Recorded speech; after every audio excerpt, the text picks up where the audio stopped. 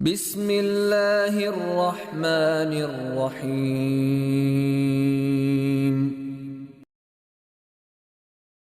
Anda bisa mendapatkan kebahagiaan dalam aktivitas apapun sekalipun sederhana. Tapi ketika kebahagiaan itu tidak diiringi dengan ridha Allah, rasanya itu akan selalu sementara. Kita butuh momen-momen baru untuk mendatangkan kebahagiaan itu.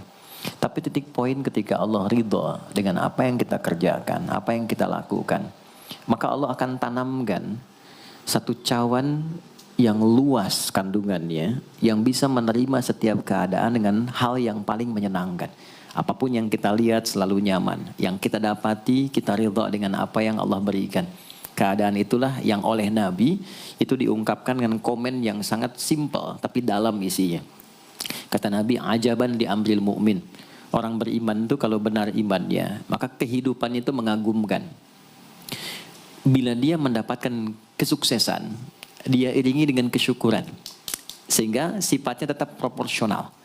Dia sukses tapi ada keseimbangan dengan syukur. Sehingga tidak berlebihan menyalurkan kesuksesannya itu. Dan dengan sifat berlebihan itu hanya memberikan beban pada dirinya.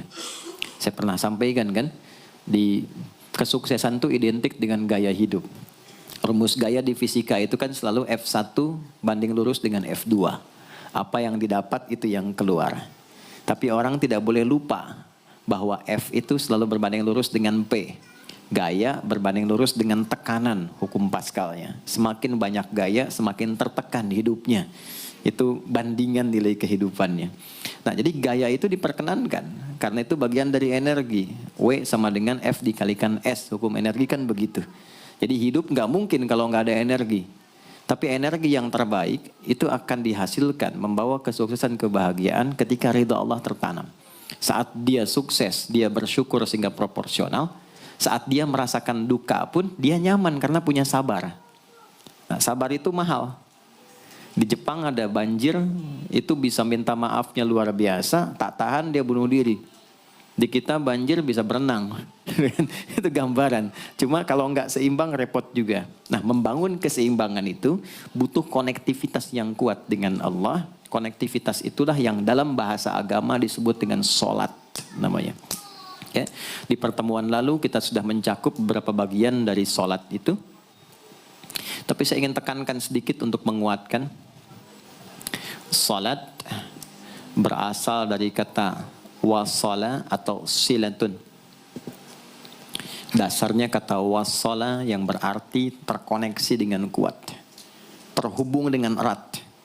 Kita pernah dengar istilah silaturahmi kan? Ya kan? Kalau kita kumpul, bahasa kerennya saya mau silaturahmi kan? Tapi goalnya tercapai nggak? Ya, silaturahmi itu kan dari kata silah, terhubung dengan erat, rasa sayang dan perhatian. Sehingga parameternya itu bukan saat datang. Kalau datang kita nyapa, wajar karena orangnya ada. Tapi kalau berpisah kita masih ingat, masih peduli, masih mendoakan, masih ngontak, itulah silah namanya. Di setiap keadaan kita masih terkoneksi. Keadaan kita yang terhubung dengan Allah.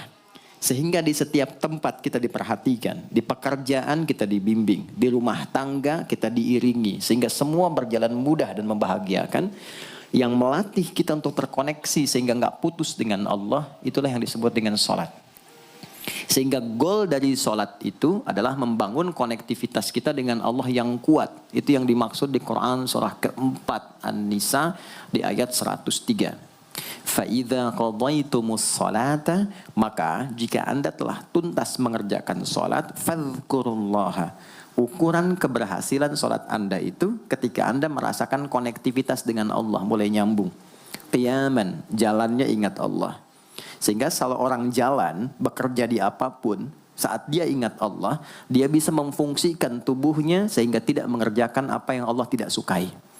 Gak akan mungkin anda melihat sesuatu yang tidak Allah senangi dalam keadaan yang sama anda ingat Allah. Gak akan mungkin melangkah pada tempat yang salah saat ingat Allah. Dan itu tidak mudah, karena banyak orang keluar masjid pun setelah selesai sholat, masih tertukar sendal. Padahal kalau dia ingat Allah, nggak mungkin itu terjadi. Itu pelajaran dasarnya. Wa qu'udan wa ala junubikum. Baik itu duduk, bahkan sampai berbaring. Ada koneksi.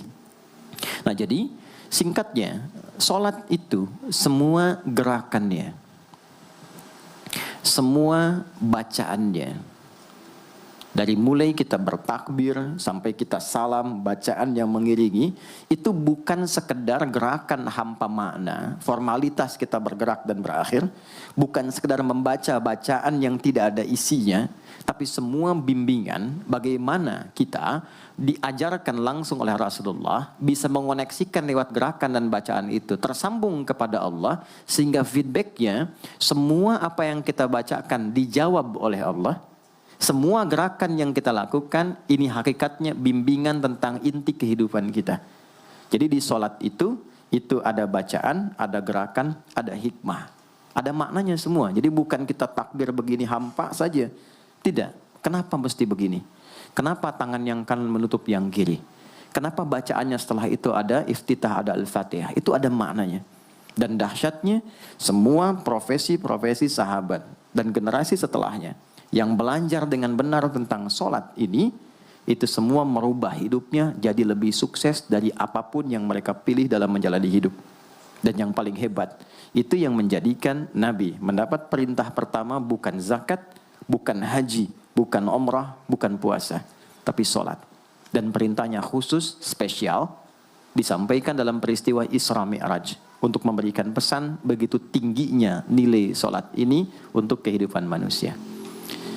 Mohon izin maaf bagi teman-teman yang baru bergabung, supaya tidak banyak mengulang, teman-teman bisa cek kembali di pelajaran sebelumnya. Kita kemarin telah selesai di pembahasan iftitah dengan tangan kanan meletakkan di punggung yang kiri, lalu kemudian diletakkan di atas dada seperti ini. Kesimpulannya adalah, saya cepat saja, dari mulai kita bertakbir, kalau ingin terkoneksi dengan Allah, maka fokuskan diri kita untuk tersambung. Buang urusan dunia semua ke belakang. Jangan bawa dalam sholat. Kalau ingin kita tersambung dengan Allah, tepikan yang lain, hadapkan diri kita, pasrahkan. Hanya Allah yang tinggi, yang agung, yang istimewa. Kalimat agung, tinggi, istimewa, itu disebut dengan akbar. Maka kita ucapkan Allahu Akbar. Kita buang semua urusan dunia ke belakang, pasrahkan diri kita, hadirkan sekarang hanya Allah yang agung saja. Itu poinnya. Kenapa problemnya tidak sedikit orang sholat itu sulit menemukan kekhusyuan? Karena dia bertakbir masih membawa dunia. Dia tidak sholat dengan memahami gerakan takbirnya. Dia jadikan sebagai formalitas. Apakah benar? Secara fikih benar. Gugur kewajiban, dapat pahala sesuai keikhlasan, tapi value dari sholat yang mahal itu nggak dapat. Itu poinnya.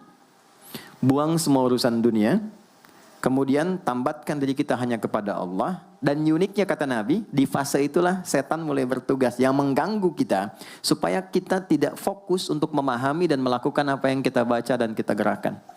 Ada setan khusus menggoda orang sholat, namanya khanzab. Nanti ada 9 jenis setan yang detil tugasnya itu berada di sekitaran kita. Mungkin satu kali Mas Baim kita belajar tentang fikih setan. Belum pernah ada kan ya? Anda kalau ke sini cuma tahu jalan yang lurus, nggak tahu macetnya, nggak tahu lubangnya, sulit menghindarinya. Kebanyakan orang belajar tentang malaikat, tapi nggak belajar setannya, sehingga nggak tahu setan apa yang sedang memprovokasi dirinya. Di Quran, malaikat disebutkan 88 kali, setan disebutkan 88 kali. Kalau kita cuma dengar motivasinya, nggak tahu provokasinya, kita nggak tahu bagaimana cara menghindari yang ini. Itu poinnya. Khanzab itu dia menggoda orang sholat, dimulai dari takbir. Jadi kalau belum takbir, Anda bisa merasa fokus apa saja. Nggak percaya silakan. Sebelum takbir tuh bisa siap fokus. Tapi begitu Anda mulai bertakbir, di hadis riwayat Abu Daud, Allahu Akbar, fayaqulu syaitanu. Maka di sini setan mulai tugasnya untuk mengganggu orang supaya nggak dapat nilai-nilai tadi. Maka dia berkata, udhkur kadza. Kamu ingat ini ya, kamu ingat itu ya. Betapa Anda memulai dengan membuang semua urusan dunia. Tapi kalau sudah takbir, itu setan yang install. Masuk sendiri dia. Makanya kalau nggak percaya silakan nanti zuhur tuh ya. Begitu Anda takbir, itu masuk semua.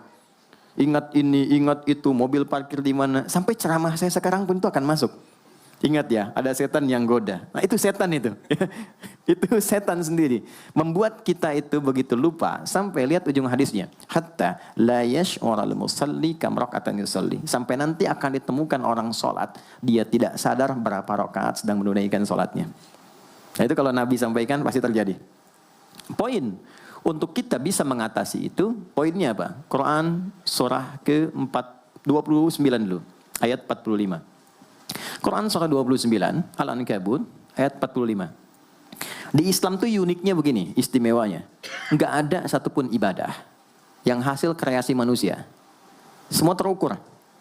Ini dalilnya, alasannya, landasan kita ibadah itu dari Tuhannya ini. Penjelasan contohnya ini dari Nabi. Pakemnya begini, kodifikasi ilmunya seperti ini, sehingga terjaga sampai kapanpun. Dan tidak ada satupun yang kita kerjakan dalam ibadah, kecuali semua punya landasan yang kuat. Dan hebatnya diterangkan, ini caranya, ini bacaannya, ini maksudnya seperti ini hikmahnya. Kenapa Anda begini, kenapa begitu, hasilnya apa? Ketika seseorang sedang memulai sholatnya, dari awal dia pengen fokus, tapi ketika dia mulai bertakbir, muncul godaan, maka sebelum sholat ditunaikan, Allah sudah ingatkan, Utlu ma uhya ilaika minal kitab. Utlu itu dari kata tilawah, artinya baca, pahami, amalkan apa yang telah dipahami itu. Jadi sejatinya sebelum sholat, kata Allah kalau ingin menikmati sholatnya, ingin tahu value dari sholat dan dihasilkan seperti orang dulu meraihnya, maka jangan kita terfokus untuk formalitas saja. Yang penting benar bacaan, takbir sampai salam terjaga. Betul, sekali lagi, itu menggugurkan kewajiban, formulasinya selesai, secara fikih tuntas, tapi hikmah sholat yang tadi itu kita nggak dapat. Maka yang terjadi apa? Baca dulu, tilawah, utlu, baca, pelajari dulu, sebelum sholat. Kemudian pahami, kenapa takbirnya begini? Kita kemarin sudah belajar. Kenapa tangan kanan menutup yang kiri? Apa maksudnya sampai kita diperintahkan sholat? Bagaimana kemudian saat kita baca Al-Fatihah? Kenapa yang dibaca itu? Apa yang jadi bimbingan dari Al-Fatihah untuk kehidupan kita? Kalau sholatnya seperti itu akan merubah hidup kita. Itu langsung Allah sampaikan demikian. Lalu kerjakan, wa aqimis shalah, tunaikan sholat seperti aku tadi isyaratkan, kata Allah. Inna sholata tanha 'anil fahsya wal munkar. Maka jika engkau menunaikannya seperti itu, sholat akan merubah hidupmu. Itu kata Allah tuh. Minimal mendorong kita berbuat jadi lebih baik. Jadi bukan sekedar menjadikan kita pribadi baik, tapi semua yang kita kerjakan menjadi lebih baik. Itu sholat. Itu yang bisa merubah seorang Jundub bin Junadah yang dikenal dengan Abu Dzar Al-Ghifari. Ini teman-teman, kenapa Ghifar itu viral? Ghifar itu adalah desa pembegal. Jadi semua sekampung begal semua. Sekampung. Pimpinannya namanya Jundub bin Junadah. Jundub bin Junadah. Singkatnya masuk Islam. Saat masuk Islam, secara singkat saja, Nabi arahkan, diajarin sholat. Betapa sholat merubah hidup beliau, jadi lebih baik. Kembali ke kampungnya, mengajarkan, singkatnya apa? Madinah heboh dengan kedatangan tapak kaki, yang ternyata itu orang-orang Ghifar. Sekampung kurang lebih masuk Islam, dan berubah jadi orang baik semua. Merubah hidup mereka. Jundub orang sukses, setelah itu jadi ustadz. Ini mungkin yang menginspirasi judul preman jadi ustadz. Ini tadinya pembegal semua. Sekampung sukses, jadi orang baik, aktivitasnya berubah, lebih berkualitas. Untuk memberikan inspirasi ke generasi masa depan, bahwa kami dulu pernah begini, dengan sholat kami berubah, kesuksesan kami raih, maka diviralkanlah nama daerahnya. Tambahkan al di depannya, ujungnya tutup dengan i. Maka dilekatkan nama bekennya, kunyah namanya Abu Dzar. Abu Dzar Al-Ghifari. Al-Ghifari itu untuk memberikan kesan begini, saya ini dari Ghifar. Itu kampung jelek, desa tempat pembegal, tapi Islam merubah, saya menjadi lebih baik. Sholat mengarahkan saya punya kualitas hidup yang lebih baik. Itu poinnya. Sejak peristiwa itu, orang-orang Islam dari manapun yang bukan Arab, itu selalu melekatkan nama daerahnya untuk mengenalkan. Islam pun sudah sampai ke tempat saya. Buktinya, saya menjadi baik. Ada namanya Muhammad, punya bapak namanya Ismail, punya kakek namanya Ibrahim, kakek buyutnya Al-Mughirah, eyang buyutnya Al-Bardizbah, tinggal di kecamatan Ju'fah, kabupatennya Bukhara, provinsinya Khorasan, negaranya Uzbekistan sekarang. Maka karena dari Bukhara, dia kenalkan diri, datang ke daerah Arab, saya dari Bukhara. Rumus yang sama, tambahkan al di depannya, ujungnya i. Maka dia katakan, ana al-Bukhari. Itulah Imam Al-Bukhari. Bukan orang Arab. Kita punya guru besar Syekh Nawawi dari Banten. Ana Nawawi Al-Bantani. Ana Ahmad Yasin Al-Padangi. Tapi kesan kota itu untuk menunjukkan Islam telah sampai ke tempat saya dan merubah saya menjadi lebih baik. Kang Baim datang ke Mekah, umrah, katakan saya Baim Bong al tanah kusiri. Maka kesan yang dibangun itu telah sampai ke tempat saya, merubah saya lebih baik. Saya Arman Al-Pondok Indahi misalnya kan, tidak masalah. Itu sah. Dan orang mengenal, oh rupanya Islam telah ke setiap wilayah. Tapi value-nya sampai enggak. Jangan cuma kita katakan saya dari fulan, saya dari tempat A. Poinnya adalah, apa yang merubah engkau dari Islam, menjadikan kau lebih baik. Jadi kalau ada orang Islam mengaku Muslim, lisannya tidak lebih baik. Maaf sekali, telinganya mendengar tidak yang baik, perilakunya kurang baik, maka dipertanyakan klaim keislamannya. Sudah sejauh mana saya mendapatkan keberkahan dari Islam itu. Itu yang menjadikan kenapa sholat paling pokok dipaksa kita wajib. Bukan karena sujud rukuknya. Anda tidak sujud pun tidak akan menurunkan status Allah sebagai Tuhan. Tetap Tuhan. Tapi ternyata ada value besar yang dengan kasih Allah diminta kita sholat supaya kita minimal jadi orang baik. Dan sukses dalam hidup.